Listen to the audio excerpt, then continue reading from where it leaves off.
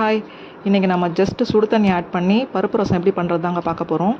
இதுக்கு ஒரு கைப்பிடி அளவுக்கு ஃபஸ்ட்டு துவரம் பருப்பு எடுத்துகிட்டு பேன் சூடானதும் சிம்மில் வச்சுக்கோங்க ஸ்டவ்வை. அதில் போட்டு நம்ம நல்லா வறுத்து எடுத்துக்கலாம். நல்ல ஒரு பொன்னிறமான நிறம் வரணும், அது வரைக்கும் நம்ம பருப்பை வறுத்து எடுத்துக்கலாங்க. நீங்கள் ஸ்டவ்வை சிம்லேயே வச்சு வருங்க, இல்லைனா கருகிடும்.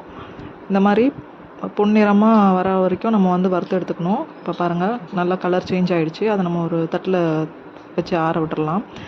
அப்புறமா பார்த்திங்கன்னா ஒரு அரை கைப்பிடி அளவுக்கு தனியா சேர்த்துருக்கேன். அந்த தனியாவையும் கொஞ்சம் வறுத்து எடுத்துக்கோங்க. இந்த மாதிரி கலர் சேஞ்ச் ஆகணும். அதையும் அந்த தட்டில் சேர்த்துக்கலாம். ஒரு டேபிள் ஸ்பூன் அளவுக்கு மிளகு சேர்த்துருக்கேங்க.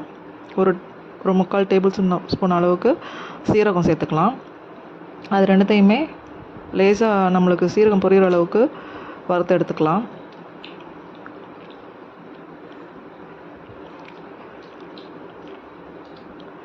பாருங்கள், அதையும் வறுத்து எடுத்தாச்சுங்க.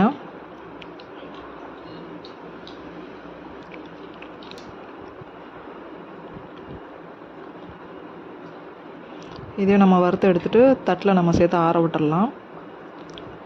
அடுத்து பார்த்திங்கன்னா பெருங்காய கட்டி இதில் சேர்த்துருக்கேன். பெருங்காய கட்டி இந்த மாதிரி கலர் சேஞ்ச் ஆகணும். அந்த ப்ரௌன் கலர்லேருந்து ஒரு சாண்டில் கலரில் மாறுற வரைக்கும் வறுத்து எடுக்கணும். அப்போ தான் நம்மளுக்கு அரைக்கும் போது நல்லா நைஸாக அரைப்படும். பாருங்கள், இப்போ மாறிடுச்சு. இப்போ கலர் அதையும் நம்ம எடுத்து தட்டில் சேர்த்துக்கலாம். இப்போ ஒரு கொத்து கருவேப்பிலையை நான் ஃபுல்லாக பிரிக்கலை, அப்படியே கருவேப்பிலையை உடச்சி அப்படியே இதில் சேர்த்துருக்கேன்.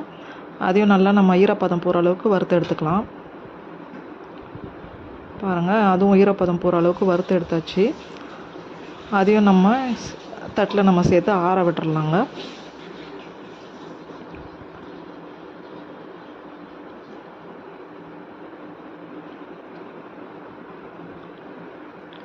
புளி பார்த்திங்கன்னா ஒரு 2 நெல்லிக்காய் சைஸ் அளவுக்கு எடுத்திருக்கேன். புளியை தனித்தனியாக பிரித்து போட்டு இந்த மாதிரி நம்ம அதையும் நம்ம வறுத்து எடுத்துக்கலாம். இப்போ வறுத்தெடுத்த புளியும் இதை நம்ம இதோடு சேர்த்து ஆற விட்டுடலாங்க. இதில் நான் ஒரு 3 முழு பூண்டை எடுத்து தனியாக இடித்து இதில் சேர்த்துருக்கேன். பேனில் சேர்த்துட்டு இதையும் நம்ம வறுத்து எடுத்துக்கலாம். கொஞ்சம் ஈரப்பதம் போகிற அளவுக்கு வறுத்து எடுத்துக்கோங்க.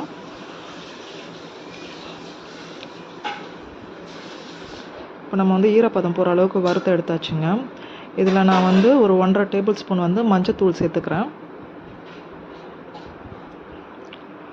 மஞ்சத்தூளையும் சேர்த்து நம்ம லேசாக வறுத்து எடுத்துக்கலாம். வறுத்து எடுத்துகிட்டு இதையும் ஆற விட்டுடலாம்.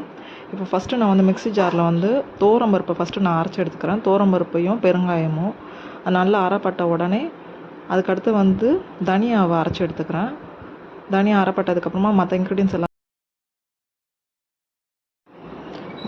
எல்லாமே சேர்த்து நம்ம அரைச்சிக்கலாங்க. இப்போ ஒரு பேனில் ஒரு டேபிள் ஸ்பூன் அளவுக்கு கடுகும் ஒரு காஞ்ச மிளகா கிள்ளி போட்டிருக்கேன். கடுகு நல்லா பொரியணுங்க. ட்ரையாக இது பொரிஞ்சதுக்கப்புறமா நம்ம அரைச்சி வச்சுருக்க பொடியோடு சேர்த்துடலாம். பாருங்கள், இதை அரைச்சி வச்சுருக்க பொடியோடு சேர்த்தாச்சுங்க.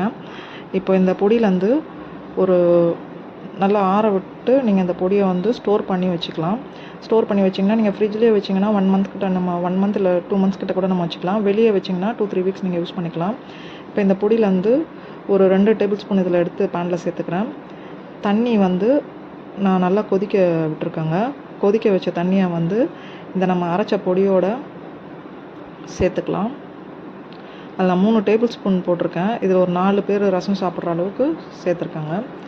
சேர்த்துட்டு ஒரு தக்காளியை பிழிஞ்சு விட்டுருக்கேன். அதில் தேவையான அளவு கொத்தமல்லியை சேர்த்துக்கோங்க. அவ்வளோதாங்க. நீங்கள் அப்படியே மூடி போட்டு ஒரு 5 to 10 மினிட்ஸ் விட்டு பார்த்திங்கன்னா நல்ல சுவையான ஒரு ரசம் ரெடி ஆகிடுங்க. இது ஒர்க் பண்ணுற லேடிஸ்க்கு எல்லாமே பார்த்திங்கன்னா ரொம்ப யூஸ்ஃபுல்லாக இருக்குங்க. இந்த மாதிரி நம்ம அரைச்சி ஸ்டோர் பண்ணி வச்சுக்கிட்டோன்னா நம்மளுக்கு ஈஸியாக நம்ம எடுத்து டக்குன்னு யூஸ் பண்ணிக்கலாம். ரசம் வைக்கிறது உங்களுக்கு சுலபமாகிடும். இது பார்த்திங்கன்னா வித்தவுட் ஆயிலில் நம்ம இந்த மாதிரி பண்ணுறோம். நல்லா டேஸ்ட்டாக இருக்குங்க. ஒரு முறை நீங்கள் ட்ரை பண்ணி பாருங்கள். என் சேனல் சப்ஸ்கிரைப் பண்ணாதவங்க சப்ஸ்கிரைப் பண்ணுங்கள். இந்த மாதிரி ட்ரை பண்ணிவிட்டு எனக்கு கமெண்ட் பண்ணுங்கள். தேங்க்யூ.